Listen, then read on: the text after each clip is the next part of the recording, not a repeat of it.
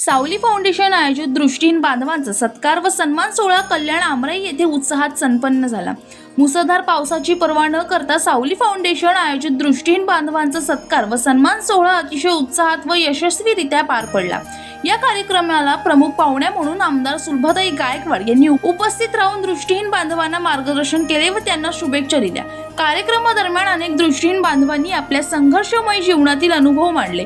सावली फाउंडेशनने केलेल्या या उपक्रमाबद्दल त्यांनी मनपूर्वक आभार व्यक्त केले आणि संस्थेच्या कार्याचे भरभरून कौतुक केले। या कार्यक्रमाचे अध्यक्ष जयवंत जाधव होते, तसेच किशोर खरात, दीपक जाधव, सतीश वर्मा, जितू गुरव, प्रशांत चव्हाण, निरंजन सेलमन, समर्थ गुरव, धनंजय कुमुदकर, विकी भोईर, रवींद्र रक्तपारखे आणि शंकर नवघरे यांनी विशेष उपस्थिती लाभली। किशोर सुखलाल खरात यांनी उत्कृष्ट सूत्रसंचालन करत दृष्टीहीन बांधवांना प्रेरणादायी भाषणातून नवचैतन्य दिले।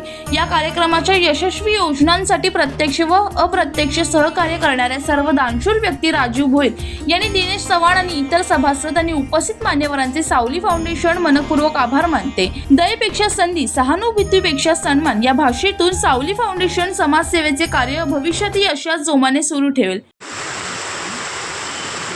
चेतन पाटील सरांनी खूप छान मार्गदर्शन केलेलं आहे की ते स्वतः एक तबला वादक आहेत, त्याचबरोबर त्यांच्याकडे बरेचसे ऑर्केस्ट्रा आहे, म्हणजे त्यांचे जे अंध बांधव आहे, कोणी तबला वाजवतो, कोणी बासुरी वाजवतो, आणि असे त्यांचं स्वतःचं एक ऑर्केस्ट्रा आहे। तर माझं एक आव्हान आहे मित्रांनो, आपण आपल्या घरी गणपती बसवतो, गौरी गणपती बसवतो, तर ह्यामध्ये आपण भजनी मंडळाला बोलवतो।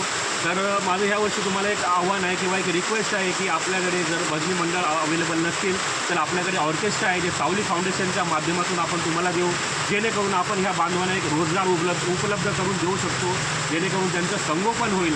तर ह्या गणपतीमध्ये आणि या गौरीमध्ये तुम्ही त्यांना जरूर बोलवा, आपल्या घरामध्ये आनंदमय असं वातावरण ते करतील। त्याचबरोबर ते फिजिओथेरपीसुद्धा करतात, कुणाचे टाच दुखणे असेल, गुडघे दुखणे असेल, कुठली थेरपी असेल ते योग्य पद्धतीने करतात।